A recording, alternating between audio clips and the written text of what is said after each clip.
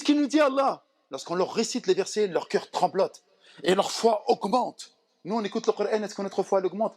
Et là, vous vous dites, mais subhanallah, mais je suis loin. Non, t'es pas loin. Wallah que t'es pas loin. T'inquiète pas. Si tu es là et que tu écoutes, alhamdulillah, Rabbi Jalla fi'ula, il te veut du bien.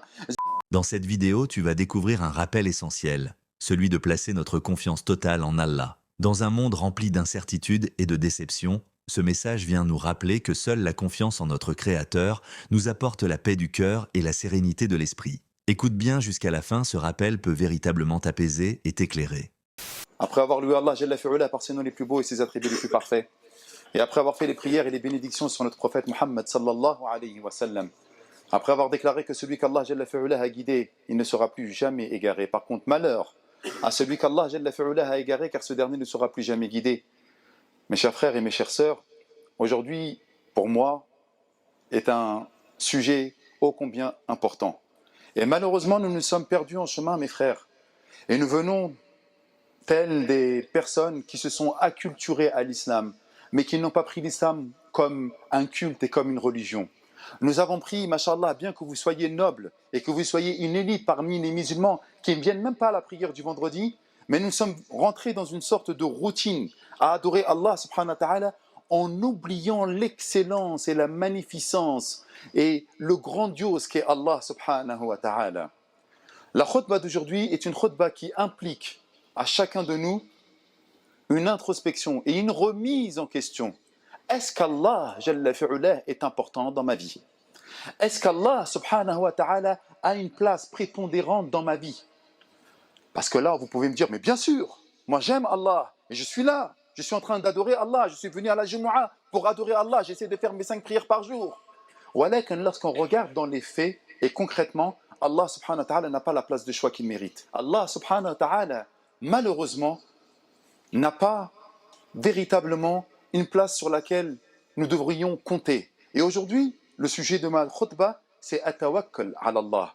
Le fait de s'en remettre, écoutez bien ce que je vais dire par la suite, le fait de s'en remettre exclusivement à Allah subhanahu wa ta'ala. Et lorsqu'on regarde réellement dans nos faits et gestes, dans notre manière de vivre, dans notre manière de regarder al-asbab, les causes qui vont nous permettre d'avoir, masha'Allah, un acquis matériel, ou de devoir se marier, ou de devoir une situation, ou bien même lorsque je suis malade, et de chercher la guérison, on remarque, subhanallah al-adim, qu'Allah Jalla fi'ula n'est que placé en second, voire en troisième choix. Et pourtant, Allah Jalla fi'ula nous dit une chose très importante. Rabbul mashriqi wal maghribi la ilaha illa hu fattakhidhu wakila. Regardez ce que nous dit Allah subhanahu wa ta'ala dans le Coran. Et encore une fois, malheureusement, Allah Jalla fi'ula nous parle dans le Coran, mais on ne prête pas une oreille attentive à ce qu'il nous dit. Avant de dire que, mes serviteurs, ya ibadi, avant de vous dire, remettez-vous exclusivement à moi, placez votre confiance uniquement qu'en moi, il dit Rabbul mashriq wal maghrib. Je suis le maître de l'Orient et de l'Occident. Je ne suis pas n'importe qui. Je suis Allah. Remettez-vous-en à moi.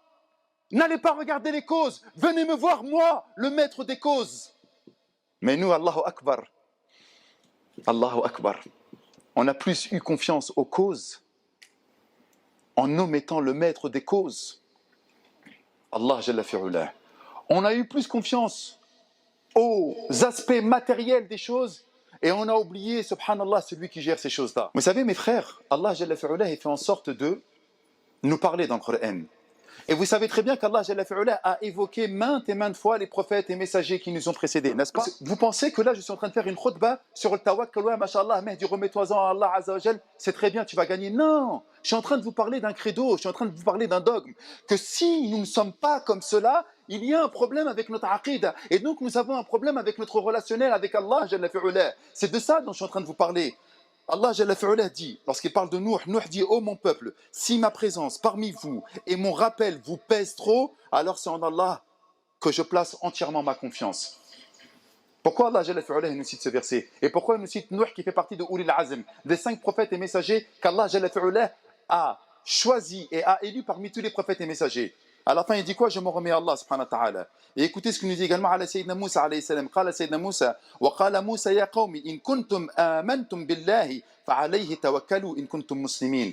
Oh mon peuple, c'est Moussa qui parle. Si vous vous dites véritablement croyant, eh bien remettez-vous-en exclusivement à Allah subhanahu wa ta'ala. Si vous êtes véritablement soumis, muslimines. Vous savez ce que je vois? Il y a plein d'exemples qui me viennent à l'esprit là maintenant. Il y a des frères et il y a des sœurs qui viennent me voir et qui me disent, Mehdi, tu connais pas un raqi. Chaque fois c'est la même histoire. Mais ça montre quoi ça? Moi je me pose des questions. Et je ne répéterai jamais assez ce problème. Mehdi, tu connais pas un raqi? Pourquoi tu as besoin d'un raqi? Il me dit parce que je suis tombé sur un djinn amoureux, ou je suis touché par un mess, ou je suis touché par un sihr, ou je suis touché par une magie noire. Il n'y a pas de magie blanche, la magie elle est tout le temps noire de toute manière. Et donc j'aimerais que tu me trouves quelqu'un pour faire quoi? Yarqini, pour qu'il me fasse ruqya pour pouvoir guérir. Aïna tawakkuluka ala Allah jalla fi'ula. Où est le fait que tu dois t'en remettre exclusivement à Allah jalla fi'ula? N'est-ce pas que le Maw'idatain ça suffit? Qul a'udhu bi rabbil falaq, qul a'udhu bi rabbin nas. N'est-ce pas que Qul huwallahu ahad ça suffit? N'est-ce pas que Ayat al-Kursi ça suffit? N'est-ce pas que la fin de Surat al-Baqarah ça suffit? N'est-ce pas que de demander à Allah jalla fi'ula ça suffit? Pourquoi on a besoin des causes? Pourquoi tu n'as pas confiance en Allah jalla fi'ula? Pourquoi tu as mis Allah jalla fi'ula de côté? Pourquoi tu as placé ta confiance en un raqi? Pourquoi? Oh mais Mehdi, moi je ne sais pas lire. Mais est-ce que tu as besoin de lire? Allah nous a créés musulmans. Lorsqu'on est en sujoud, on est en lien direct avec Allah. Pourquoi tu as besoin d'une cause? Ça me touche. Ça me touche. Parce qu'Allah nous a créés des musulmans. Ud'ouni yastajib lakum, nous dit Allah. Invoquez-moi et assurément je vous répondrai. Wa idha sa'alaka ibadi anni fa inni qarib. Et lorsque mes serviteurs t'interrogent sur moi, je suis proche. Ujibu da'wat ad-da'i idha da'an. Répondant à l'appel de celui qui m'invoque lorsqu'il m'invoque. Allah nous dit ça. Et nous, on a besoin des causes. Pourquoi, mes frères? Parfois, on a besoin également de choses matérielles. On a besoin de faire de l'argent, on a besoin de gagner notre rizq. Les gens, qu'est-ce qu'ils font? Ils ont confiance en des métiers illicites. Ya akhi, lorsque tu travailles dans ce domaine, c'est haram, Allah il n'aime pas. Mais il va quand même aller travailler dans ce domaine-là. Pourquoi, mes frères? Regardez, factuellement, prenons les choses, subhanallah, de manière factuelle, logique. Si tu as eu confiance dans un métier qui était illicite, où est ta confiance en Allah, subhanahu wa ta'ala? Posez-vous juste simplement la question. Regardez, oubliez, on est en khutbah de Jumu'ah, on est en train de parler franchement.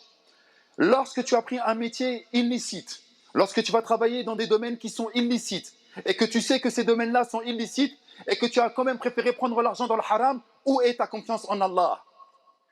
Il y a des frères également qui vendent des mukhaddarat, des frères qui vendent des substances illicites, des drogues dures et douces. Et il n'y a pas de drogue dure et douce. Toutes les drogues sont interdites en islam. Il a eu confiance en qui? Il a eu confiance en Shaitan pour prendre de l'argent haram, ou il a eu confiance en Allah? Où est le fait qu'ils s'en remettent en Allah Azza wa Jalla là-dedans? S'il vous plaît, mes frères, réfléchissez un instant. Là, je vous parle de tawhid. Là, je vous parle de tawhid, d'unicité en Allah. Man huwa ar-Razzaq. C'est qui donne la subsistance de chacun de nous? N'est-ce pas Allah Jalla fi'ula, Dhul Quwwatin, le détenteur de la force sublime, Al-Majid, le majestueux, Al-Jabbar, le dominateur, Al-Qawi, le puissant, Al-Aziz. N'est-ce pas qu'on parle d'Allah Jalla fi'ula? Et pourtant, parfois, nous faisons des choix, subhanallah, qui montrent que notre tawakkul n'est pas correct vis-à-vis d'Allah, subhanahu wa ta'ala. Au cas où vous l'auriez oublié, nous sommes, nous, les serviteurs du miséricordieux Allah. Nous disons « Ashhadu an la ilaha illallah wa ashhadu anna Muhammadan Rasulullah ». Notre modèle, notre exemple, c'est Rasulallah. « Laqad kana lakum fi Rasulillah uswatun hasana liman kana yarju Allah wal yawmil akhir ». Nous avons le meilleur des modèles de l'humanité. Et le maître de ceux qui s'en remettent à Allah, c'était notre prophète Mohammed alayhi salatu wassalam. Et Allah, Jalla fi'ula, regardez comment il le désigne. Certes, un messager pris parmi vous est venu à vous, auquel pèsent lourd les difficultés que vous subissez, qui est plein de sollicitude à votre égard, qui est compatissant et miséricordieux envers les croyants. Alors s'il se détourne, dit Allah me suffit. Il n'y a de divinité que lui, en lui je place ma confiance. Il est le Seigneur du trône immense. Vous avez vu comment il finit Allah le verset? En lui je place ma confiance et il est le Seigneur du trône immense. Pourquoi tout à l'heure il nous disait Rabbul Mashriqi wal Maghrib, le maître de l'Orient et de l'Occident, et là il nous dit il est le maître Rabbul Arsh al-Adim du trône immense. C'est pour nous, pour qu'on se dise mais en fait c'est vrai, là je vois les paillettes de la vie d'ici-bas, là je vois l'aspect matériel de la vie d'ici-bas, mais réellement c'est qui donne? Je suis le maître du trône immense, nous rappelle Allah. C'est moi le maître de l'Orient et de l'Occident, nous ramène Allah. Tu veux une femme, c'est moi qui va te la donner. Tu veux de l'argent, c'est moi qui va te le donner. Tu veux une santé, tu es malade, c'est moi qui va te guérir. فَإِذَا مَرِضْتُ فَهُوَ يَشْفِينِ. Mais pourquoi Allah n'a pas la place de choix dans notre vie, dans notre cœur, dans notre quotidien, dans nos familles, dans notre métier? Pourquoi Allah subhanahu wa ta'ala est mis de côté? Pourquoi, mes frères? C'est terrible. Et nous disons que nous aimons Allah et nous pensons avoir rendez-vous avec Allah yawm al-qiyamah. Et lorsqu'on va être dans la tombe, lorsque les anges vont venir nous interroger, qui va nous raffermir pour répondre aux questions de manière correcte si ce n'est Allah? Alayhi tawakkalt. C'est en Allah que je m'en remets exclusivement. C'est en Allah que je m'en remets exclusivement. Mais nous, Allah, lorsqu'on regarde notre vie de tous les jours, malheureusement, il n'a pas la place de soi. Vous savez que notre prophète, alayhi salam, dans la Torah et dans les évangiles, ou plutôt dans l'évangile, parce qu'il n'y a pas d'évangile, il y a une seule évangile, vous savez comment il a été appelé? Al-Mutawakkil, Allahu Akbar. C'est-à-dire que les religions qui nous ont précédés, lorsqu'ils parlent de Sayyidina Muhammad dans leurs livres, ils disent celui qui s'en remet exclusivement à Allah subhanahu wa ta'ala. Vous savez, des fois, on se dit, mais c'est quoi un croyant? C'est quoi un musulman? Comment je vais faire pour me définir comme croyant, comme musulman? Allah, il nous a donné la définition d'un croyant dans le Coran, par le verset que je viens de citer. Tu veux savoir si véritablement tu es un croyant? Lis ce verset. Regarde-toi dans un miroir. Fais une introspection. Demande-toi des comptes. Allah Jalla fi'ula dit innama harf tawkid, certes. Lorsqu'Allah dit innama, ça veut dire que c'est verrouillé, c'est certes. Innama al-mu'minun, certes les croyants. Alladhina idha dhukira Allah, lorsqu'ils se rappellent, lorsqu'ils évoquent Allah, wajilat qulubuhum, leur cœur frémit. Leur cœur frémit. Est-ce que vous vous rendez compte? Et moi je parle pour moi les frères, je parle même pas pour vous. Combien de fois on a entendu Allah Jalla fi'ulah a dit, Allah subhanahu wa ta'ala a dit, Wallah, et on entend des frères qui disent dans la rue, Wallah, Wallah, on entend tout le temps le mot Allah. Et lorsqu'on évoque Allah subhanahu wa ta'ala, les croyants véritables, leur cœur frémit. Ils sont pas bien, ils tremblotent. On parle de qui? Du créateur de la mort, du maître, Malik Yawmiddin, du maître du jour du jugement dernier, du créateur de l'enfer, du créateur du paradis, du créateur de Sayyidina Jibril alayhi salam, du créateur de l'univers, du créateur des bêtes féroces. On parle d'Allah, Jalla fi'ulah.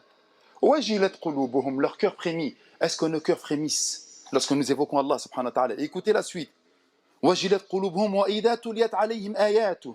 Et lorsque les versets du Coran leur sont récités, zadatuhum imana, leur foi augmente. Nous on écoute le Coran, on ne sait même pas ce que ça veut dire. Wal'adiyati dabha, qul huwa Allahu ahad Allahu samad, kal farash mabthouth. Mais moi j'écoute le Coran, je vais l'écouter par musicalité. Ah, j'aime bien tel lecteur. Mais qu'est-ce qu'il nous dit Allah? Lorsqu'on leur récite les versets, leur cœur tremblote et leur foi augmente. Nous, on écoute le Coran, est-ce que notre foi augmente? Et là, vous vous dites, mais subhanallah, mais je suis loin. Non, t'es pas loin. Wallah que t'es pas loin. T'inquiète pas. Si tu es là et que tu écoutes, alhamdulillah, Rabbi Jalla fi'ulah, il veut du bien. Zadatum imanan. Écoutez ensuite, wa ala rabbihim yatawakkalun. Et en leur Seigneur, ils s'en remettent exclusivement. Regardez la définition. Et en leur Seigneur, ils s'en remettent exclusivement. Lorsque je regarde mes frères et mes sœurs, lorsque je vois à Marseille, lorsque je monte à Paris, lorsque je tourne en France, etc., et je regarde l'état des musulmans, je me dis, mais subhanallah, c'est des musulmans, pourquoi ils ont confiance en autre qu'Allah, Jalla fi'ulah? Ça y est, je vous libère, j'ai fini ma khutbah, pardonnez-moi d'avoir été nous. Mais je me dis, mais pourquoi les musulmans, ils ont confiance en autre qu'Allah, Jalla fi'ulah? Pourtant, ils sont croyants. Et attendez, hein, je ne parle pas de ceux qui sont dehors, je ne parle pas de ceux qui tiennent les battes. Hein, je ne parle pas de cela, je parle de nous, de vous, de moi, ceux qui viennent dans les mosquées. Combien de questions on nous écoute? Mahdi, est-ce que je peux acheter un prêt par intérêt? Riba? Qard ribawi? Est-ce que je peux? Pourtant, il sait qu'il y a divergence d'arma yaribuk ala ma yaribuk. Il sait tout ça. Non. Combien de fois il sait, subhanallah, que se retrouver avec une femme dans le haram, dans la fornication, c'est haram. Et que, subhanallah, il prend ghadab Allah, il a la colère d'Allah sur lui. Il le sait, ça. Mais pourtant, non. Il va quand même le faire. Et toutes ces questions subsidiaires qui sont comme ça, secondaires, vous pensez qu'elles sont secondaires, mais en réalité, qu'est-ce que cela trahit? Qu'est-ce que cela indique? Que nous n'avons pas pleinement confiance en Allah. Parce que si nous avions confiance en Allah, nous ne ferions que ce qu'Allah aime.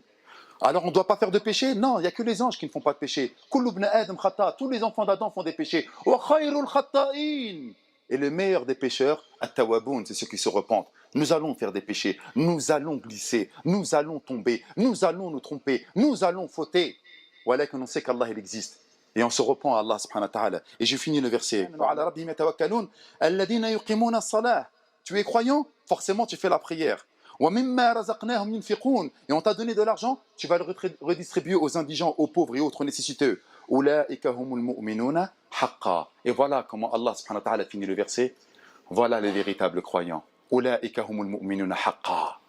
Est-ce que nous sommes des véritables croyants comme Allah Jalla fi'ula l'a défini, mes frères? Cette khutbah-là, Masha'Allah, il est venu, le frère, il nous a parlé, Jaza'Allahu khayr. Mais c'est pas ça, je ne suis pas venu pour vous parler juste pour vous dire, ouais, Jaza'Allahu khayr. Barakallahu fik, tu nous as fait une khutbah, tu nous as parlé. Non, non, c'est pas ça qui m'intéresse. La khutbah ne peut être utile que lorsque vous repartez, vous faites une introspection. Ok, qu'est-ce qu'il a dit? Où j'en suis moi? Comment je vais faire pour réussir tout ça? Est-ce que je suis dans cette manière de faire? Est-ce que je suis dans ce qu'il m'a demandé de mettre en application? C'est ça que vous devez vous poser comme question. La khutbah de Jumu'ah, c'est simplement qu'une recharge. C'est pas simplement de se dire tawakkaltu ala Allah et après tu rentres et tu fais rien du tout. Le véritable tawakkal, c'est lorsque tu fais les actions. Aqilha, comme il a dit le prophète alayhi salam, lorsqu'un individu il est venu lui demander, Ya Rasulallah, j'ai ma chamelle, est-ce que je la laisse libre et je m'en remets à Allah? Le prophète alayhi salam il a dit non, aqilha thumma tawakkal. Attache-la et ensuite remets-toi-en à Allah subhanahu wa ta'ala. Attache-la.